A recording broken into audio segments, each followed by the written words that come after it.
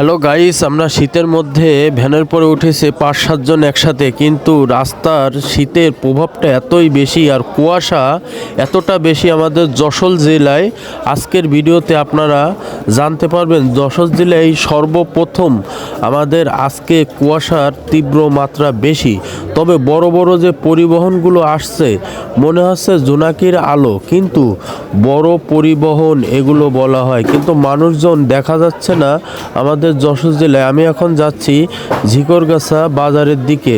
তবে কুয়াশার এত তীব্র তাপমাত্রা বেশি, এই তাপমাত্রায় মানুষ একজনকে আরেকজন দেখতে পাচ্ছে না, এরকম পরিবেশ আজকে তৈরি হয়েছে। তবে আমরা আজকে ঘরে বসে থাকব।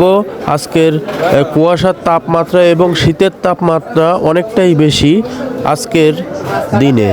যাই হোক, সবাই আমার ভিডিওটা যারা দেখছেন অবশ্যই ফলো দিয়ে পাশে থাকবেন। আমার নাম এমবাপ্পি এবং আমরা এখন বর্তমান রয়েছি ঝিকরগাছা বাস স্ট্যান্ডে চলে আসছি প্রায়। এখন আমরা বাজারের দিকে ঢুকবো। এটা হচ্ছে হল রোড বলা হয়।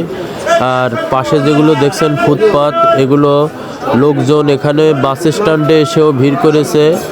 মানুষ যশোর যাবে, কেউ বেনাপোল যাবে, অনেক দূর দূরান্ত থেকে সাইকেল চালিয়ে তারা বাজারের দিক যাচ্ছে। আমার ভিডিও এই পর্যন্ত ছিল। সবাই সুস্থ থাকবেন, ভালো থাকবেন, আমার জন্য দোয়া করবেন, আপনাদের যেন প্রতিনিয়ত সুন্দর সুন্দর ভিডিও দিতে পারি। এই ছিল আজকের বিস্তারিত।